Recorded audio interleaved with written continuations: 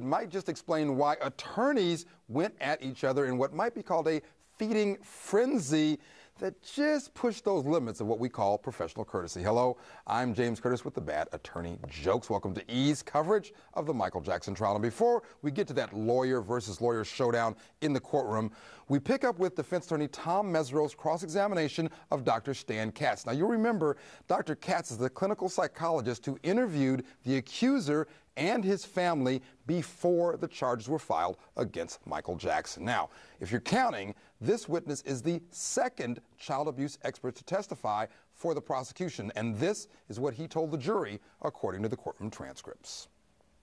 When you were interviewing the did you do any background check into their involvement in any other litigation? I did not. Did you ever check into any allegations of domestic violence in the family? I didn't check into any of these allegations. I did not investigate any of these allegations other than, excuse me, other than to interview the parties. So I did not do any investigation of any allegations. You talked about a number of situations where parents consistently told their children they've been abused, and the children believed it. And in your opinion, there had been no abuse at all, right? Well, and that specifically is regarding young children. We're talking about children under the age of 5 years. You are aware that there can be all kinds of motivations for false claims of molestation, correct? Certainly there's a possibility of all kinds of claims and reasons. You're aware that alleged victims of molestation often sue for millions of dollars in civil court, correct? That is correct. Next, the question of the ages. What came first, the cops or the legal counsel? A program note, the Bill Dickerman you hear referred to as an attorney who represents the accuser's family. He takes the stand a little bit later on in our coverage. Clearly, it was always your understanding that the first went to lawyers before they ever went to any police office, correct? It's my understanding that they went to attorneys before they went to the police department. That's my understanding. And was it your understanding that they first went to Attorney Dickerman before they went to Attorney Feldman? Yes. Now, you have indicated that you were retained by Attorney Larry Feldman to work with him on his civil suit that he filed against Mr. Jackson in 1993, correct? That's correct. Was it your understanding that Mr. Feldman was in contact with Mr. Snedden in 1993? Objection, lack of foundation. Overruled.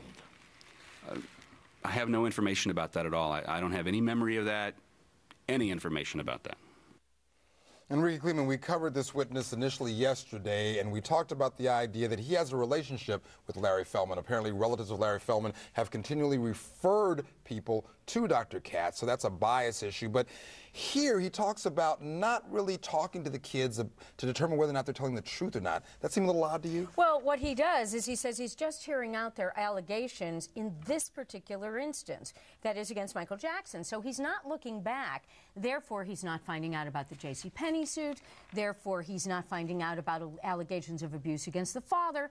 So in order to make an evaluation, I would think of a child who says he's a victim of abuse. Wouldn't you want to know that background information? It would seem to me, Howard, that at least for the purposes of what we all know to be malingering, that psychological or mental health professional term that we get from the Bible, the DSM-4, the Diagnostic and Statistical Manual that the shrinks use, that is faking it, you would want to know if these kids are telling the truth. Yeah, I would hope if I sent somebody to a therapist and credibility was part of what I wanted to determine, were they being truthful or not, that a professional would go into the background and delve into years prior.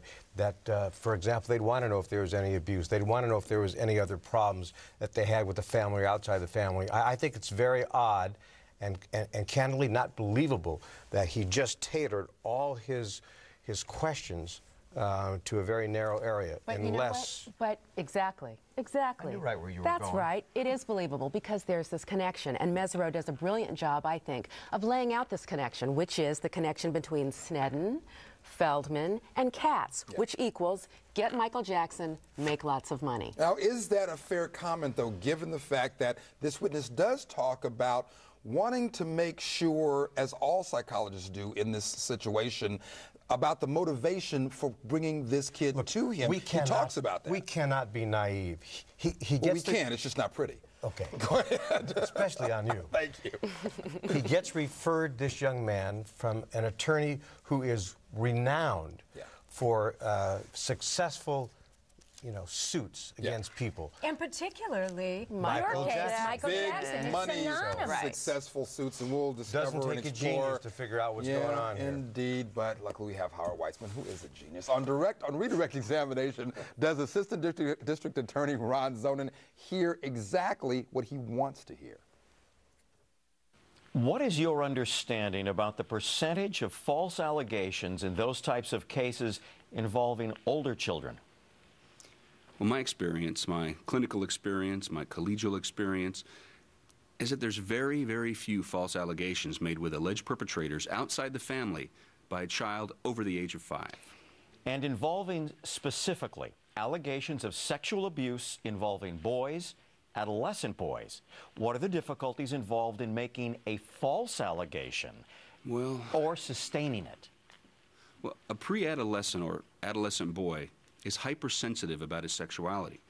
It would be extremely unusual for a child who's developmentally at a stage where he's trying to figure out who he is and to actually become a man to make an allegation which would suggest that he's had inappropriate sexual relationships with a male. It would be extremely rare because these children are so protective and so guilt-ridden and shamed by any behavior that's extraordinary and extra-normal. So it would be highly unusual, in my experience, for a 12 or 13-year-old to make false allegations regarding a male perpetrator. Now, Sean, intuitively, that seems to make sense. Intuitively, it does make sense, and I think jurors often reject experts because they know that the prosecution's going to have one expert that says one thing, the defense has got to have an expert that says the opposite thing. Have opinion will travel. Right, right. And so the jury just really has to rely upon their common sense in evaluating what makes sense. But will and I think they really this does do make that, some though, sense. Howard, to the extent that the area of psychology and how our minds work is something, although we can have indications based on our life experience, and we've got some substantially experienced individuals on this jury, people do tend to sort of give the nod to the expert when it comes to the mind, don't they? I'm not sure at all, but ultimately it depends on whether or not they believe the young witness. Period, paragraph. And it really goes as corroboration of the young witness. I think that people do not know a lot about child sexual abuse and sexual molestation, and I think jurors would like to know. But if Sean is correct, and I believe she is, that if the experts cancel each other out, let's assume that Tom Mesereau brings in the wunderkind expert. If they cancel each other out, it still goes back to, do we believe young Gavin? Now, people don't know, actually, as we all know, a lot about child sexual abuse, but do they think they know a lot about child sexual abuse? In other words, is the popular opinion that, yeah, we understand this happens and we kind of know how this works? I still think the whole subject is not popularly recognized or known. Okay. People read about it, they have images, but I think most jurors quickly understand they don't really know about it. And they're open to learning. Yes, I think that's true. And we'll see how that plays out in this courtroom, as we will certainly see more experts take the stand. When we return, can the attorney representing the accuser's family stand up to a no-holds-barred attack by the oh-so-legendary Tom Mesereau? Stay with us.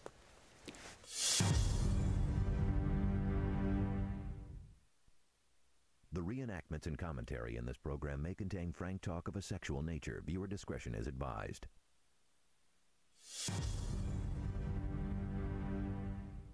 Welcome back. As testimony continues, Assistant District Attorney Ron Zonin seems to abruptly decide that Dr. Stan Katz has given the prosecution just about everything they could want. Here's what the jurors heard according to the courtroom transcripts. Are there difficulties in a child maintaining false allegations from a practical standpoint? Well, in my experience, a child who's going to lie and fabricate cannot be consistent and hold that very long, because children are impulsive. I mean, they can't delay gratification. You can't tell a child years from now, if you lie, something good will happen. Children are very much living in the now.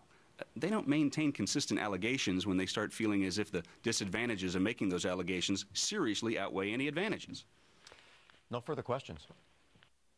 So, will they acquit if defense attorney Tom Mesereau can make the testimony fit for the defense case, that is? Testimony continues with the cross-examination of the psychologist, Dr. Stan Katz. You said something about children who are making false allegations tend to be inconsistent when they describe those false allegations, correct? No. What I said was, in fact, it's the opposite. The children who make false allegations are usually very consistent and almost scripted in what they say. I mean, they exaggerate, they embellish, they take every opportunity to make a positive into a negative. Children who've been molested tend to be inconsistent. They have problems with memory retrieval. Their data storage is not great. They don't remember dates and times. And they don't remember exactly what happened. And they don't tend to embellish and exaggerate. When you interview these children and you ask them if something happened, they won't say, oh yeah, that happened too. They'll say, no, that didn't happen. Children who fabricate will all of a sudden tell you that everything happened to them by everybody. And so they exaggerate because they don't know intellectually when to stop. So what you're telling the jury is, in your experience, exaggeration and embellishment can be signs of false allegations of sexual abuse? That's correct. Herein, Howard Weitzman, and I appreciate your congratulatory remark on the homage to our friend Johnny Cochran with the groan, but herein lies the problem for the defense. The classic, as we talked about a couple of weeks ago, the classic ammunition, if you will, to trip up a witness to see if they're lying is inconsistency. Yet this is at least the second time we've heard that children who have been molested are not consistent. You know what? It all depends on the witness and the facts and the circumstances. Sometimes, if they're totally consistent, it looks fake. It looks scripted. Right. Sometimes, if they're inconsistent, the inconsistencies are small and not very material. It all depends on each individual witness and the lawyer's But that's all we ability to got here, Sean. cross-examine. Essentially, you've got the inconsistencies, but witness after witness, or at least a couple of witnesses, have said that the inconsistencies prove truthfulness as opposed to the intuitive and experientially opposite. And this is what I was talking about before. I really think that the jurors are going to have to use their common sense on this one, because I guarantee you, Tom Mesereau is going to have an expert who says what he wants him to say. And the jury's just going to have to ask themselves, they've got kids, some of them are former school teachers, you've just got to go with your common sense. Does this make sense what this expert is saying? I don't know. And it depends on what the inconsistencies are, too, James. It's one thing that if you're a scripted child, and we have seen scripted children in other cases, where they literally have a paragraph when they talk about the act of molestation and it never changes, not a verb, not a noun, not anything, versus normal inconsistencies. If the four of us see a car accident, the four of us will tell the story differently from each other, even though we all saw the same accident, and tomorrow it will be different from what we told today. It's one thing, I think, for Gavin to say, I really can't precisely remember. I can't. I know it was more than twice. I know it was more than 4 times. I can't remember. But this was the general pattern of what he did. Next, the defense says, show me the proof. And if in any of these cases there is no physical evidence to support the allegation of sexual abuse, the decision regarding whether or not you believe the allegation is true is really a subjective one, right? Well, there's rarely evidence in these kinds of cases. I mean, I've been involved in thousands. Rarely see evidence, physical evidence, like trauma to the genitals, for example. It's subjective evaluation based on an assessment and many data sources to actually determine what happened. Doctor, in cases involving sexual abuse in the criminal courts, you're seeing more DNA evidence all the time used in these cases, correct? In some sexual abuse cases, yes. You're seeing evidence of semen, DNA, and things of that sort, correct? In some of the cases, yes. And if you don't have any physical evidence, it becomes pretty much a subjective determination regarding credibility, correct? Well, there may be other evidence which is more objective. But certainly, if you don't have the physical evidence, you're missing one. The physical trauma, you're missing one piece. But sexual abuse is not physically traumatic. Fondling does not leave marks and bruises and semen. Now to the main event, folks. Attorney Bill Dickerman takes the stand. Dickerman is the lawyer who represented the accuser's family and who referred the family to attorney Larry Feldman. Now, Feldman netted a reported multi-million-dollar settlement for another alleged victim of Michael Jackson stemming from a 1993 incident. On cross-examination, defense attorney Tom Mesereau tries to draw a little blood as he follows the money trail. You just told the jury you have a fee-sharing arrangement with attorney Larry Feldman, right? Correct. And fee-sharing arrangements among attorneys are a fairly standard type of thing, are they not? Under certain circumstances, yes. And typically in a fee-sharing arrangement, the understanding is the following. Attorney 1 refers the case to Attorney 2. Attorney 2 files a lawsuit, and if there's a settlement or a judgment or any amount of money recovered, then Attorney 2 has to give Attorney 1 a percentage of the recovery the attorney gets, right?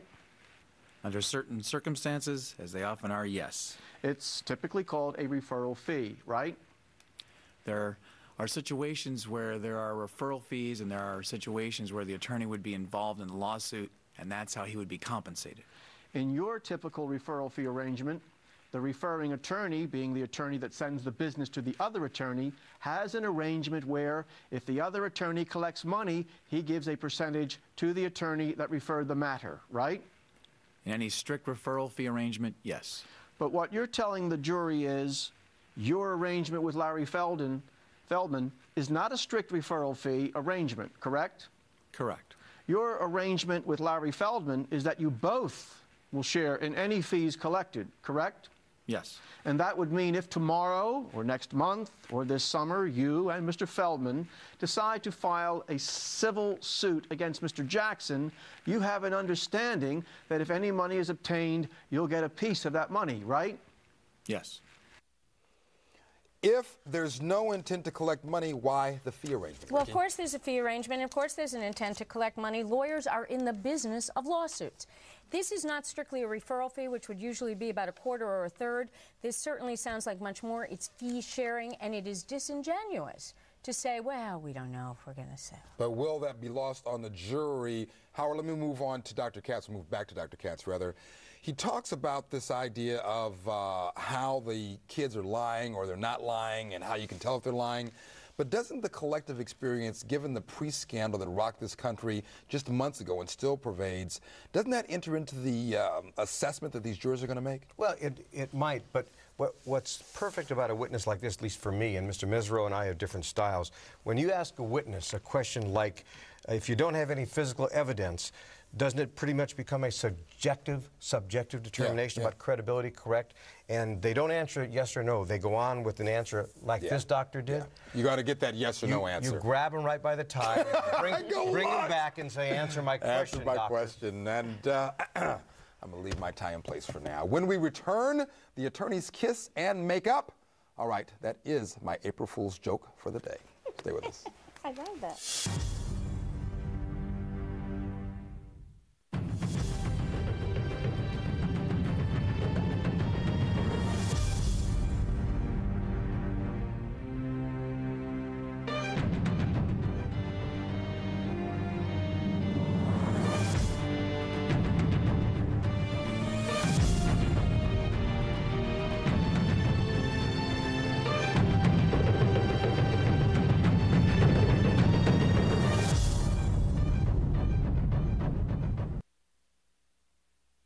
The reenactments and commentary in this program may contain frank talk of a sexual nature. Viewer discretion is advised.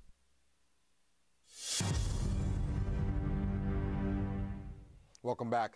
Defense attorney Tom Mesereau continues to grill the lawyer who represents the family of the accuser. And yes, the Mark Garagos mentioned in the upcoming testimony is the attorney of Scott Peterson infamy and the attorney who also first represented Michael Jackson on this very case. Here's what the jurors heard according to the courtroom transcripts. You wrote a letter to Mr. Garagos on April 3rd, 2003, correct? Yes. In that letter, you never mentioned anything about molestation, correct? That's correct. The only purpose of the letter was to get the items that I had written about before. In the April 3rd letter, 2003, you mentioned nothing about alcohol, correct? That's correct. You mentioned nothing about false imprisonment, correct? Correct. You mentioned nothing about any alleged kidnapping, correct? That is correct. You mentioned nothing about any alleged extortion, correct? Correct. And as of April 3rd, 2003, you have never called the police on behalf of the correct? Not correct. You didn't call the police to report false imprisonment, molestation, or extortion? That's not what you asked. You asked if I had ever called the police. When did you call the police? I was interested to find out what was happening with the investigation, and I called, I guess it was the sheriff's office, spoke to, I don't know. I know I called. I don't know if I spoke to Sergeant Robel. Not during this time period, sir. No, I never called the police to report anything about the... All right, Howard, we're back to this issue again, the idea of who do you call, the police or the lawyer, when something like this happens? Not Ghostbusters, that's Not for sure. exactly. Well, here's the answer. You call the lawyer if you're looking to get money one day. You call the police if you're looking for justice because your kid has been abused and falsely imprisoned. One of the things that's really interesting about this false imprisonment count is we have a number of people who are reported to. We have Louise Palanker, we have Jamie Masada, then eventually we get to Dickerman, but they claim that they heard this woman, the mother, say, I'm being held against my will, I can't get out of Neverland, that she sounded frightened in her voice, but somehow no one calls the police. Now, is that really, especially with respect to calling the lawyer before you call the cops, is that really a fair indictment? I know you all will say yes, defense attorneys that you are. I won't say yes at all. Because look, I mean, but let's be realistic though. If you don't know what to do, if you've never been through this kind of process before, and you're dealing with a megastar, someone who has lots of money in a culture where money walks, we've seen individuals get off because of their money, and I'm not talking about OJ. But isn't that a logical thing to do because you don't know what you're dealing with? It's very logical, and it's logical even with people without celebrity and without money. And I'm sure we have all had the situation where the phone has rung and someone says, I'm in trouble, or I know someone who's in trouble, and I don't know what to do, and I need to talk to you. In the first place, they come as the lawyer. The interesting thing here is, if they go to Dickerman, they may not know that Dickerman has any relationship with Feldman, but they certainly know who Feldman is. And Dickerman certainly knows Feldman, and there's a connection all the way down the line throughout this trial to Feldman, isn't there? Dickerman, Feldman, Katz, Sneddon, lots of money. And will the jury make that? And it's going to be bad news if they do, don't you think? You can say something. It's okay. Watch our exclusive Michael Jackson trial coverage, the weekend wrap-up show tomorrow. It's 10 and 4. Next week, folks, we move to 7:30. Back there. We'll see you. Only on you.